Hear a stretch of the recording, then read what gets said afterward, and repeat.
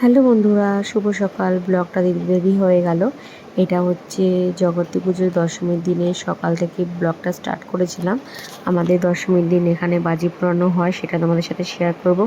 My room clean হয়ে গেল, কেমন লাগছে জানিও।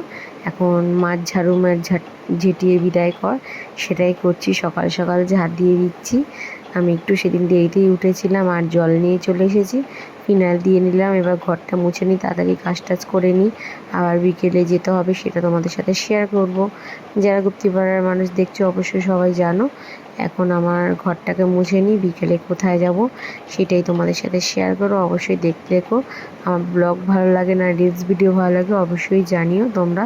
তোমাদের সাথে একটু দিচ্ছি রোজকার ভিডিও, যতটা পারবো দেওয়ার চেষ্টা করবো এবার থেকে। এই দেখো ফাইনালি ননদ, দাদা, যা সবাই মিলে বেরিয়ে পড়লাম, শ্বশুর শাশুড়ি। আমাদের এখানে গুপ্তিপাড়ার প্রতি বছরের মতন আতশবাজি প্রদর্শনীও দেখতে চলে আসলাম, তাই তোমাদেরও দেখার সুযোগ করে দিলাম। কেমন লাগছে অবশ্যই জানিও। আমাদের গুপ্তিপাড়া প্রতিবারই এই আতশবাজি অনুষ্ঠান করা হয়, আমার তো খুবই ভালো লাগে। যেতে চাইছিলাম না, তাও শ্বশুরমশাই জোর করে নিয়ে গেল। খুব সুন্দর লাগছে। ভিডিওটা কেমন লাগলো অবশ্যই জানিও, ভালো লাগলে লাইক কমেন্ট